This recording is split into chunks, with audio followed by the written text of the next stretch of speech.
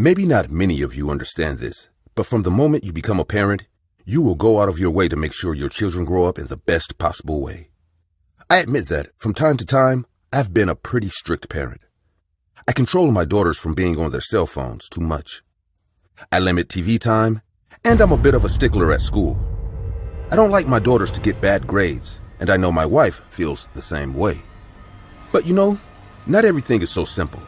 Sometimes things happen that are out of your control, and they happen so close to you in such a controlled environment that you don't even realize it could be happening. I'll cut to the chase.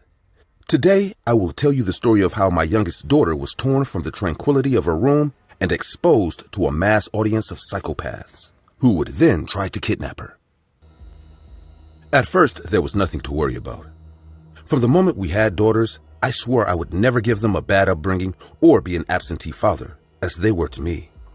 My oldest daughters grew up quite well, although we had some fights due to my difficulty in releasing her into life when she became an adult. We have a very good relationship, and she is happy in college today. Today we live with our youngest daughter. She was still too young to worry about boyfriends or school, but there was something else. It all started one day when Emily was a little weird.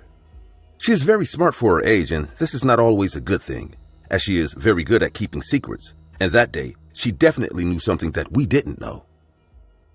"Emily, let's eat." After calling her a couple of times, she didn't come. Curious, I went to look for her, but before going upstairs to her room, she came downstairs in a hurry. "Let's eat, yay!" She walked past me, ignoring me, but still, I took a few more steps and checked her room. Everything was in order. There was nothing unusual and everything was tidy, so I went back downstairs and we started eating with my wife and daughter. The meal was normal, although Emily was quieter and more excited than usual. My wife and I could tell immediately something was wrong. We asked her several times, but Emily refused to answer us. She would even lie to us. No matter how angry we got, she was completely unwilling to tell us what was wrong. When we saw that we weren't going to get anywhere, we gave up. What could be going on anyway? She was alone in her room playing with some toys. Surely there was nothing weird going on.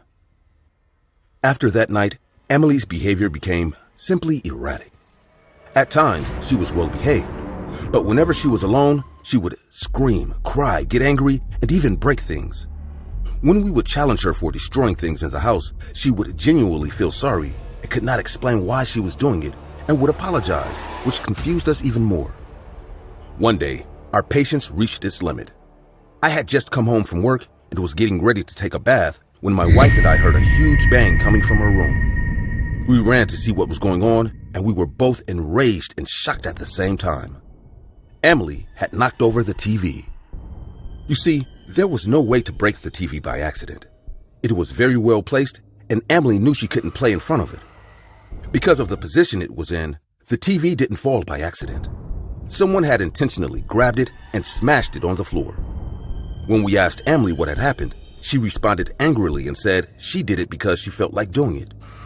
She may have been acting angry, but it was a matter of looking into our daughter's eyes to see that she was lying, and it was very obvious. We punished her and told her to stay in her room to think about what she did, and crying, she complied. My wife and I were absolutely confused. We didn't understand what had happened to our Emily. Was this a phase? Did she have some kind of neurological problem that made her do things she didn't want to do? There didn't seem to be any answers until I remembered something. We could see the moments leading up to the accident on the camera in her room. My wife and I have a house full of cameras in case of emergencies, and although we rarely use them, it has often helped us monitor our children. That was the solution. We turned on our computer, looked at the camera, and saw Emily. She was in her room playing as usual. What we saw next gave us goosebumps. "Hey girl, it's me." "Santa, you'll get me in trouble again." Maybe. Are you ready for me to take you to the North Pole? "No, I want to stay here with Mom and Dad." But you know you can't. Do you remember why? "Because if I don't listen to Santa Claus, he'll hurt Mom and Dad while they're sleeping." That's right. Now do what I tell you. Go over to your TV and throw it. "No, they'll get mad at me." Do it. Do it now, or you'll be left without Mom and Dad. Terrified, we watched the rest of the recording. Emily went over to the TV crying and threw it on the floor. My wife and I rushed over to comfort Emily, but we found something strange. The lights in her room were off, and she wasn't there. We tried to turn on the lights, but they didn't work. We looked everywhere for Emily. We knew she was here, and we would have noticed if she tried to go out the front door. We thought maybe she was hiding because we dared her. We were about to give up and look for her downstairs, but suddenly we heard her crying. The noise was coming from under the bed. Before we could get closer, she spoke to us crying. Mom, Dad, please don't come any closer. Honey, we're sorry we didn't trust you. We know you did nothing wrong. There's a bad man talking to you, isn't there? Please go away. Emily, we're not mad with you. Daddy, that bad man is under the bed with me. He has a knife to my neck and he told me if you don't leave, he will stick it in me. My wife and I froze. As a father, I can't explain to you what I felt the moment Emily said that. A feeling of anguish and sadness that felt like it would pierce our hearts. I had never felt such a pain in my life. I felt like I was collapsing and the world was coming down on me. Honey, don't play with that. Please tell us it's a joke. It's true, Mom. He told me he was Santa, but it's a lie. He's not Santa. He told me horrible things. I'm scared. Emily, that's enough. It's all right. Come with us. No, Daddy. Nothing's all right. If little Emily moves, you'll see a lot of blood coming out from under the bed. Who are you? What do you want? I just want to leave and take your daughter as a souvenir. You will know about her soon enough. But if you don't let me go now, I'll kill her here and now. Please don't hurt her. That's up to you. Turn around, get down, and let me go. Don't look at my face, or I'll kill all three of you. Who the hell do you think you are? You think we're gonna let you and our daughter go? Please, he'll kill her if we don't listen. That's right, Daddy. I promise you, you'll hear from me soon. That's the best I can offer you. Ah, damn! We both turned around, crouched down, and waited for them both to walk away. I could hear two people come out from under the bed. I could hear my daughter's footsteps, crying. At the same time, I heard much heavier footsteps behind me. If this man thought I would let him get away with my daughter, he was out of his mind. When he was close enough, right behind me, I turned around and threw myself at the man. We both rolled around on the floor, fighting. He had a knife in his hand, but he lost it when I attacked him. In the middle of the fight, my wife grabbed Emily and tried to pull her away. Attentive to this, the man pulled something out of his pocket and sprayed it in my face. It was pepper spray. I clutched my face in pain and listened as the man went running towards my wife and daughter, lunging towards them as they came down the stairs and falling with them. Still blinded, I got up and ran in his direction. My wife was on the floor crying with a broken leg. The door was open. Oh no, he took her! He took her! I ran outside and across the street. I saw the man get into a white van that someone else started. I ran desperately towards the van, but it sped off at full speed, leaving me behind in moments. I didn't care. I kept running and running and running until the van was no longer visible. I fell to the ground in tears. I had lost my daughter. I went back to the house with my wife, and we both started crying, calling the police as fast as possible. We sat outside waiting for the police to come, and a few minutes later, they arrived. We told them everything that happened and prepared to wait for a ransom call from the kidnappers, but instead, we got something else. When the phone rang, it was not the kidnappers, but the police. They told us they had Emily. My wife and I cried tears of joy and went with the other police to the station.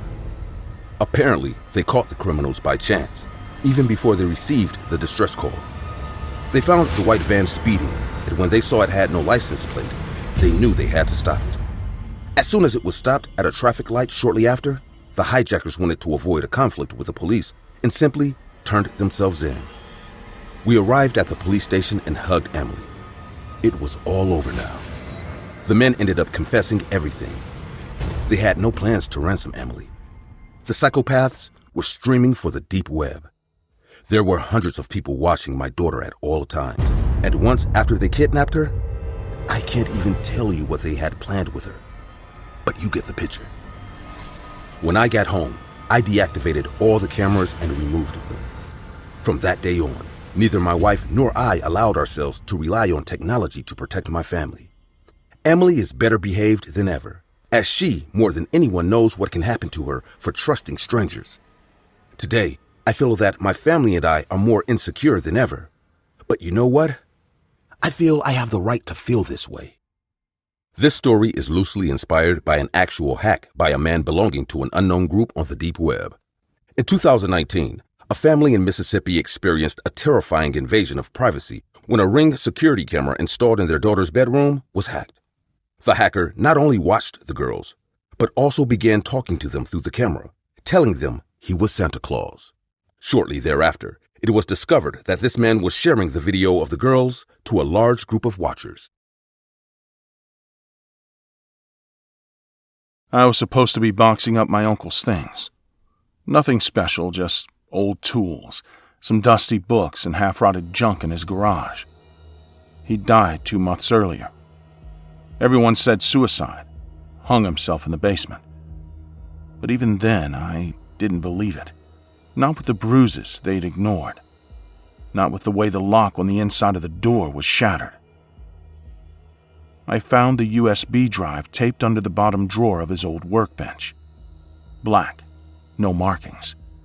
Nothing else in that drawer but dead spiders and rusty screws. I put it in my pocket without thinking. It felt out of place, like someone wanted it hidden, but not destroyed, like it was waiting. That night I was alone. My mom was passed out on the couch. I plugged it into my laptop in my room.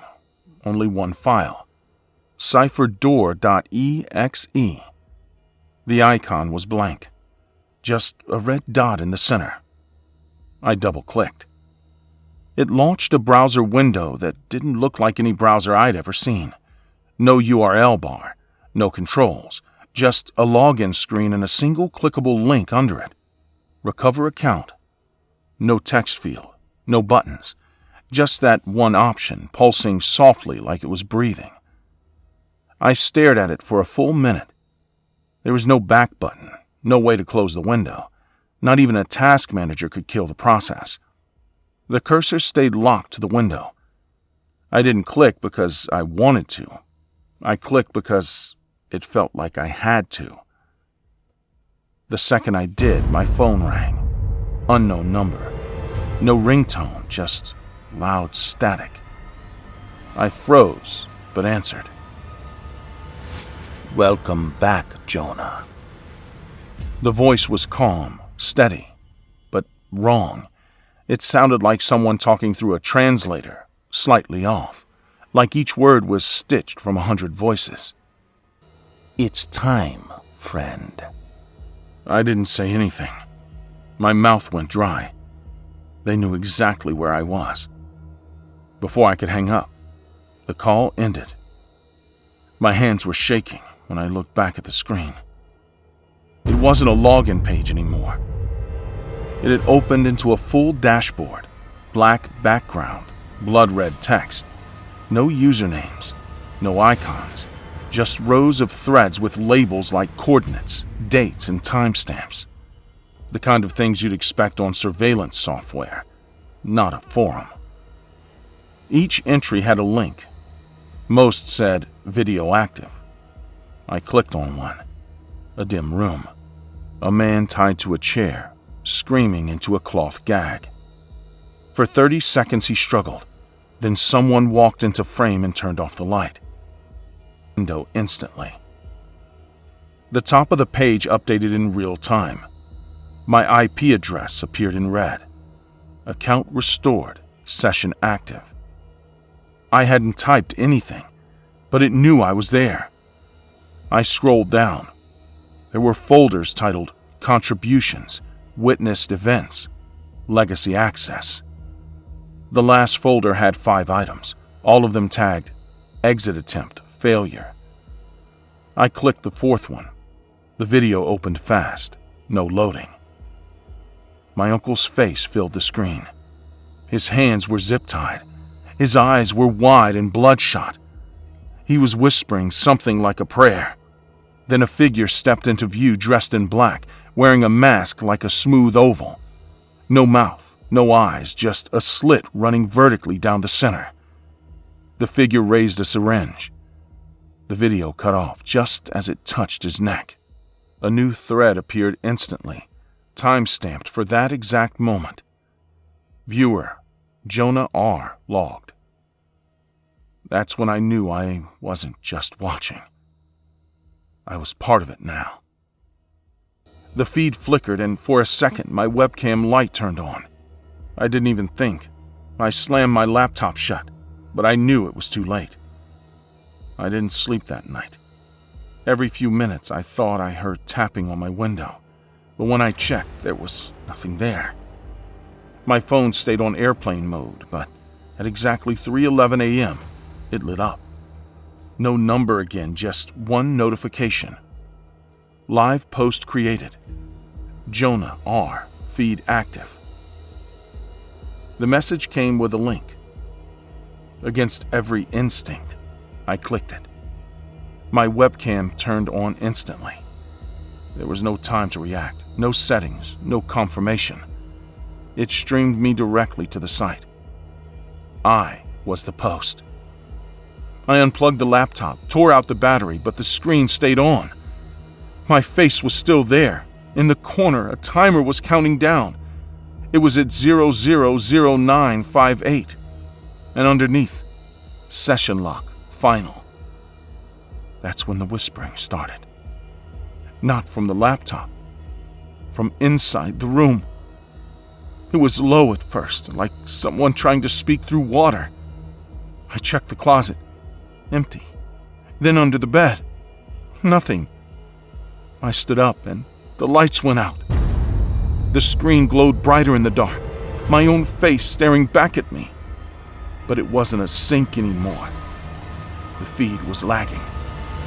My mouth didn't move, but the reflection did. It smiled. Then the whispering stopped. There was someone in the house.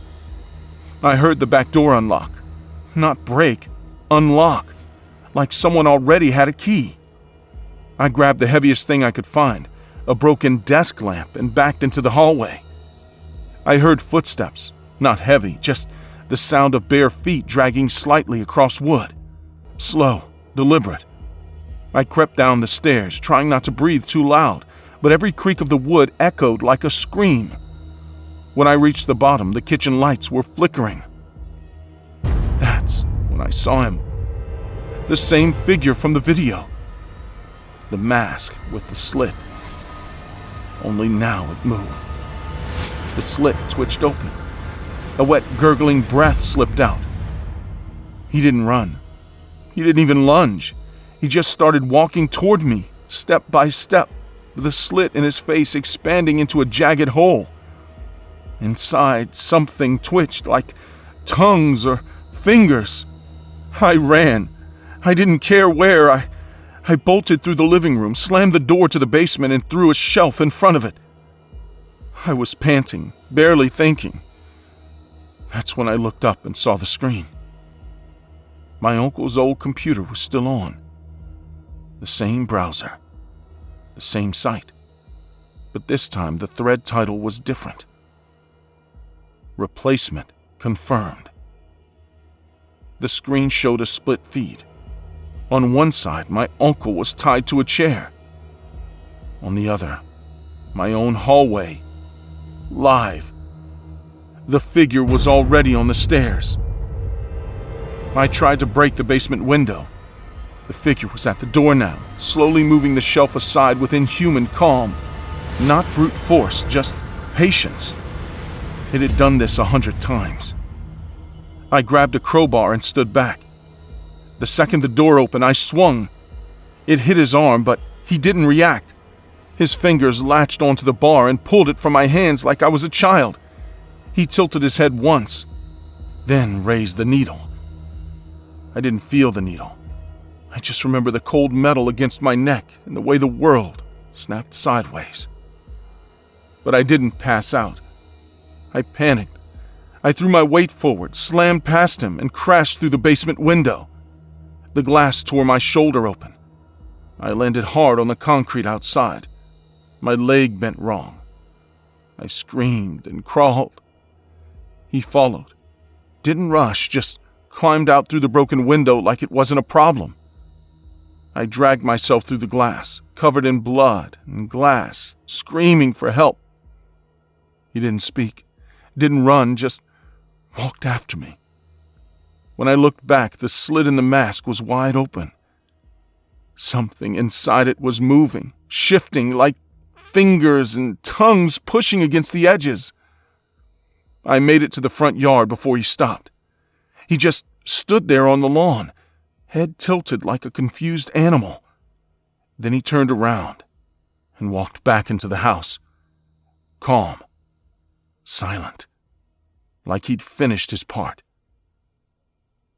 A second later, the lights in the house all shut off at once. The cops showed up 5 minutes later. My neighbor must have heard me.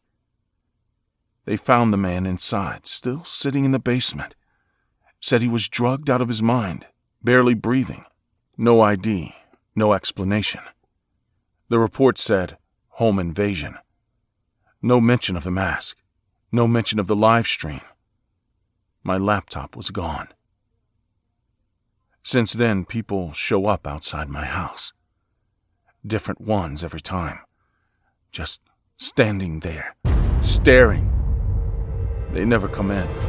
They don't talk, but they move things. I wake up and furniture is flipped. Drawers are empty. Doors unlocked. Sometimes they leave items. A shoe on the kitchen counter. A photo from my childhood. A blood-stained fork. It's not about killing me. It's about showing me that I can't stop them. That I'm not safe anywhere. They did the same thing to my uncle, and no one believed him either. They don't need to break in. They already have keys.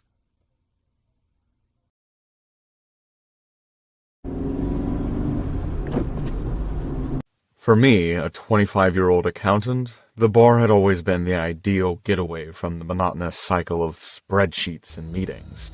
I sought a diversion, a brief thrill in my otherwise predictable existence.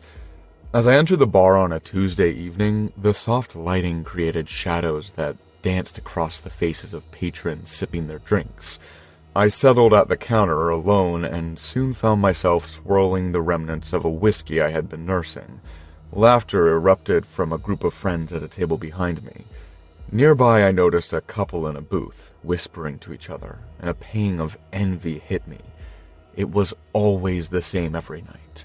Just me and my foolish thoughts. Then a stranger caught my attention. A guy a few seats down at the counter, probably a couple of years older than me, around 28 or 29. He sported a scruffy beard and wore a leather jacket that had clearly seen better days. There was something disconcerting about him, an aura of unpredictability that both fascinated and repelled me. His eyes darted around the room, scanning the crowd before finally resting on me. Suddenly, he stood up and slid onto a stool next to me, ordering a shot of bourbon with a nod to the bartender. "Mind if I join you?" he asked in a low, gravelly voice. Sure," I replied, hesitating. "I'm Jack," he said, extending a charred hand. Daniel," I responded, hesitantly shaking his hand.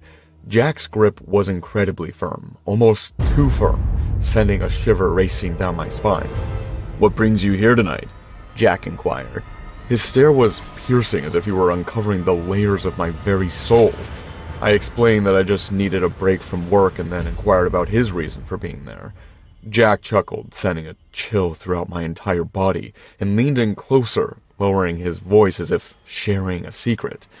"A break from life, I suppose. It's a tough world out there. Do you ever feel like you're just existing? Like you're not truly living?" I shifted uncomfortably in my seat and admitted that sometimes I felt that way in response to Jack's question. Jack nodded as if he had struck a chord, then asked if I wanted to change everything, if I wanted to feel more alive. There was something captivating yet unsettling about Jack's words. I paused, weighing my options. I reflected on my life. I had never done anything exciting or adventurous. I was just a dull accounting guy who would likely end up alone in my house. The allure of danger was calling to me, but a small voice in my head cautioned against it, urging me to say no to Jack or simply walk away from this unpredictable guy. Yet it was the combination of wanting to do something different and the whiskey swirling in my system that led me to shrug my shoulders and go along with whatever Jack had in store, knowing it might come back to haunt me. "Awesome! Let's have some fun then!" Jack exclaimed. He flashed a grin that revealed a set of crooked teeth. As we began to converse, I found myself captivated by Jack's charm. We exchanged stories. Jack's were wild and reckless, filled with adventures that seemed to belong to another time. I chuckled at a few of them, feeling the burdens of my own life lighten with each drink. After a few more glasses of whiskey, I felt the warmth of the alcohol settling in my stomach, and I sensed my inhibitions starting to fade. Jack suggested we move to a table where we could sit more comfortably. Once we were seated across from each other, Jack proposed that we order some beers. He signaled to the bartender and ordered 2 pints, sliding one toward me. Holding up my bottle, he called out to new friends. "To new friends," I said, raising my bottle alongside Jack. As we continued to drink and chat, Jack's entire demeanor shifted. The stories transformed into darker, more disturbing narratives about people who had disappeared, about hidden threats lurking in the shadows. A knot tightened in my stomach, yet the alcohol coursing through my veins made me laugh along with Jack, even as a sense of unease simmered just beneath the surface.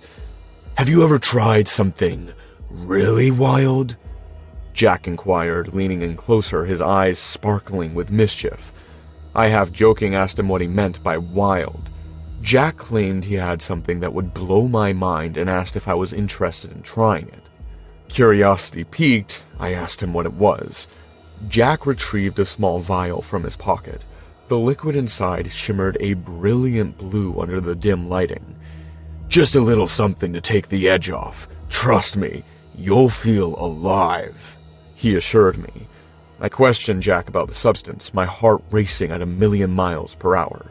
But Jack didn't respond. He merely said it was something fun, and after just a small taste, I would see the world in an entirely new way. Part of me wanted to scream at him to stop, to throw the vial away and leave the bar, but the alcohol was clouding my judgment, and a reckless thrill surged within me. "All right, just one little taste," I said, surprising even myself. Jack grabbed a shot glass from the table, poured a small amount, then handed it to me, saying, "Bottoms up." Without hesitation, I drank the blue liquid, and instantly a wave of warmth surged through me. For a brief moment, everything felt euphoric.